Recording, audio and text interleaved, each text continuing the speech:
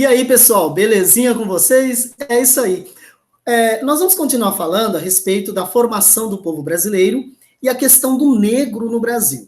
Mas hoje eu quero falar para você um assunto um pouco diferente, que você já deve ter ouvido falar, mas que nós vamos aprender a partir de agora. Então, aqui estamos nós para falar, então, sobre o mito da democracia racial no Brasil.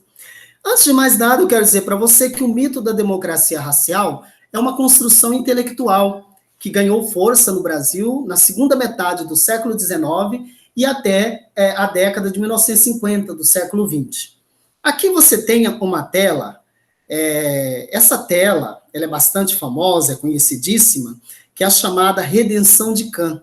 Ela foi pintada por um espanhol, Modesto Brocos, né? Ele pintou essa tela, ele fez essa tela, e que ela representa bem a concepção que se tinha na época. Vamos entender qual era a ideia que se tinha na época. Primeiro, a ideia de que ventilava-se era de que tudo que era europeu era mais refinado, evoluído, e que tudo que representasse o indígena, o negro africano, era sinônimo de atraso. Portanto, acreditava-se que o Brasil se transformaria numa nação embranquecida se houvesse a mistura de raças, ou seja, a miscigenação. Portanto, seria uma espécie de embranqueamento ou embranquecimento da população gradualmente ao longo das gerações numa mesma família, né, por meio do processo de miscigenação. Veja no exemplo que nós temos aí à nossa frente, a tela, a Redenção de Cã. Você vê uma senhora do lado esquerdo, você vê uma senhora negra, né, com todos os traços da cultura e traços negros na sua fisionomia. Depois você vê uma senhora já mestiça, sentada, né, e o rapaz, o senhor no alpendre da porta, né, ali olhando a criança. Veja que ele está olhando a criança admirada, a mãe também olhando para a criança admirada, e que a criança é branca. Então, você vê a senhora com as mãos para o céu agradecendo, ela não está benzendo a criança, não. Ela está agradecendo aos céus, porque o netinho não saiu com características nem dela, nem da filha, mas saiu com características europeias brancas. É a chamada Redenção de Cã. Isso parece piada, né? Parece uma coisa assim impensada, mas essa concepção, ela começou a ser construída no século, como eu disse, no século XIX, no Brasil, e ela foi ganhando força ao longo do processo de libertação, de abolição. Então, a abolição no Brasil vai ter uma intensificação a partir de 1850, quando surgem algumas leis que vão restringir a entrada de novos escravos no Brasil, a lei do ventre livre, do sexagenário, até 1888, a Lei Áurea, que pôs fim ao processo de escravização no Brasil, né? Então, a ideia era construir um Brasil embranquecido, um Brasil branco, à imagem europeia, tá? Aí você deve pensar, mas isso é coisa que ficou lá no século XX, estamos no XXI, ou lá no século XIX, negativo. Você tem aí uma frase que foi muito criticada e evidencia o pensamento da elite militar, da elite política, social e econômica do nosso país. Aí está o general Mourão, que na época era candidato a vice-presidente na chapa que foi eleita com Jair Bolsonaro, e ele vai soltar essa no aeroporto, né? Os seus netos ali presentes.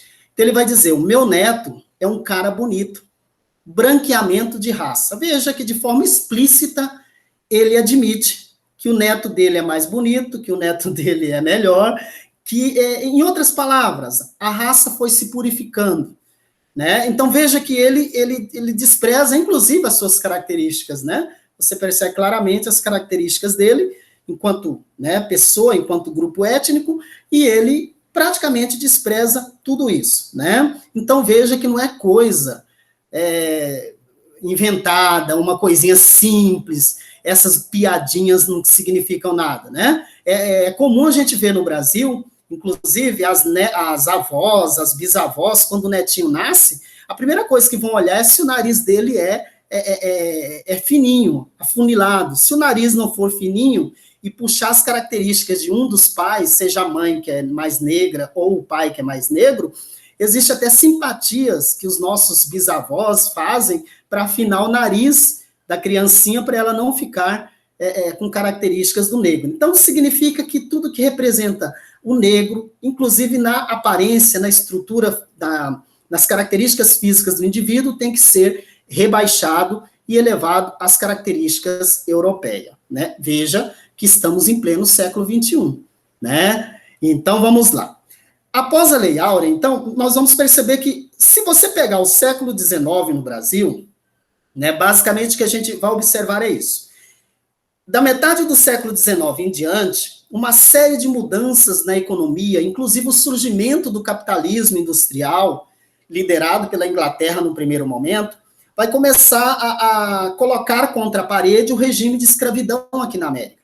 Então, nós vamos ter, a partir de 1850, leis que impedem a entrada de novos escravos no Brasil, que é o fim do tráfico negreiro, né? A lei de Eusébio de Queiroz. Depois você tem a lei do sexagenário, que vai dizer que os escravos, quem fosse filho de escravo, nascesse no Brasil a partir daquela lei, estaria liberto, né? Aí nós temos a lei do sexagenário, ao completar 60 anos, sexagenário, completar 60 anos. Lei do ventre livre, quem nascesse de escravo já estaria livre. E, para finalizar esse processo, já quase no final do século XIX, vem a Lei Áurea, que praticamente extingue a escravidão no Brasil, né? Então, você percebe que durante metade do século XIX, o Brasil começa a se preparar para fazer uma transição econômica, abandonar o sistema escravista e adotar o sistema assalariado. Então, aos poucos, você observa que as autoridades, a elite econômica do Brasil, vai começar a preparar o Brasil para o trabalho assalariado, mas pasmem vocês, o trabalho assalariado, para ser assalariado, não os negros ou seus descendentes, mas ser assalariado pessoas que viriam. Então, por isso que nós fizemos aquela aula sobre os imigrantes europeus, por exemplo, em especial italianos e alemães, que chegam nesse período também. Grande parte vieram nesse período, para substituir a mão de obra escrava nas lavouras de cana-de-açúcar, principalmente nas lavouras de café, e mais tarde na industrialização. Então, quer dizer, o escravo não foi uma coisa planejada no sentido de que o negro vai deixar de ser escravo e vai receber o salário. Não, o negro vai ser excluído. Como a ideia é o branqueamento da população brasileira, então vamos favorecer a entrada de pessoas de matriz europeia para fortalecer essa branquitude da população brasileira. Portanto, tudo que era relacionado ao negro passou a ser visto como atrasado, como ultrapassado, como aquilo que não deveria ser evidenciado. Portanto, a estética negra vai ser diminuída. Então, você vai diminuir a participação do negro na vida social, na vida política. Praticamente, você não vai dar oportunidade. E uma supervalorização dos elementos e de tudo, pessoal, que remete, que lembre a cultura europeia. Tá certo? Pois bem, o que seria, então, esse mito da democracia racial?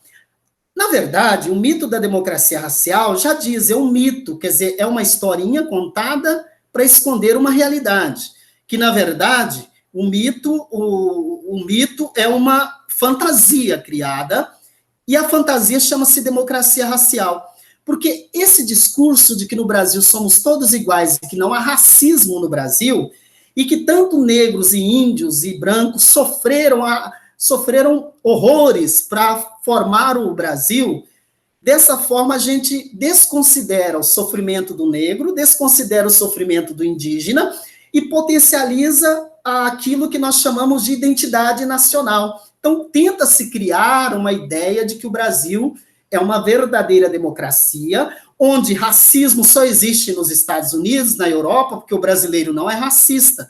Então, a ideia de democracia racial é isso. Então, existem muitas situações no dia a dia que nós praticamos de forma aleatória, como se não fosse manifestação de preconceito ou se não fosse atitudes racistas, né? Quem vai contribuir em grande medida para esse processo da criação do chamado mito da democracia racial, vai ser o intelectual Gilberto Freire, que a partir da década de 30 vai pegar o negro e dizer, olha, o negro não é inferior. Aí você fala, nossa, isso é vantagem, realmente, porque o negro era tido como inferior. Mas agora, o centro da discussão vai ser o negro, mas o negro impede igualdade com os outros, né? Em especial com o branco. Então, se eu coloco o negro e construo uma ideia, uma concepção de que negros e brancos vivem harmonicamente e de que nós não temos o racismo instalado na sociedade brasileira, automaticamente você está criando uma ideia de democracia racial. Ou seja, você está dizendo que no Brasil as raças, em especial o negro com o branco, convivem harmonicamente. Isso, se a gente for olhar os dados, que eu vou fazer uma aula para você explicando esse assunto, a gente analisar os dados sociais e econômicos do Brasil, você vai ver que não é verdade. Existe diferença, sim, na cor da pele das pessoas que são mortos pela violência, pela repressão do Estado, as pessoas que não têm acesso à saúde, à educação, saneamento. Existe o elemento cor de pele, sim. Ao defender que somos todos iguais, estamos defendendo a democracia racial, o que não é manifesto no dia a dia, nas relações que se estabelecem. Então, o mito da democracia racial considera que o Brasil, ele passa a negar os povos negros, brancos e índios, e prevalece a ideia de que o mestiço, a convivência pacífica é que prevalece no Brasil. Dessa forma, mascara a realidade, que é uma realidade de exclusão e de preconceito, tá certo? Algumas manifestações que a gente, isso não é racismo, olha só, você não é negra, você é moreninha. A mentalidade racista é tão entranhada que as pessoas acham que se chamar alguém de preto ou negra esteja diminuindo essa pessoa. Então, vou criar uma fantasia. A palavra moreninha. Moreninha significa que você não é tão preta assim, né? Você é uma moreninha. Então, significa uma forma de diminuir as características da população negra presente nesse indivíduo ou nessa pessoa, né? Você lava o seu cabelo? Ora, quando diz assim, você lava o seu cabelo, está justamente mexendo com uma coisa que mais incomoda a sociedade racista no negro, é o cabelo. O cabelo é a manifestação do ódio racista, né? Não existe um racista que suporte ver um negro com o cabelo do jeito que é o cabelo negro. O cabelo negro gera uma certa desarranjo no racista. O racista, a primeira coisa que ele quer é controlar o cabelo do indivíduo negro, né? Ele quer domar o cabelo tem que ser aparado, tem que ser alisado, ter uma estética europeizada, né? E aí, de que forma você vai fazer o próprio negro sentir vergonha do seu cabelo? É dizer que ele é sujo, né? Então você lava seu cabelo, ligar o cabelo, né? O cabelo da pessoa à higiene pessoal é a primeira manifestação do racismo. Essa daí incomoda. Em qualquer lugar, um negro com cabelo, ou uma negra, né? Um preto ou uma preta, tanto faz, né? A nomenclatura, uma pessoa negra ou preta com seu cabelo à vontade, incomoda toda uma plateia de fascista, ou de racista, melhor dizendo, tá certo? Aqui você tem, para uma negra, você até é bonitinha, né? Uma frase, parece estar elogiando a pessoa, né? Parece que está elogiando, mas é uma manifestação do chamado, do dia a dia, do que acontece no dia a dia, que é esse externar do racismo presente na sociedade brasileira e mascarado pela ideia de democracia racial.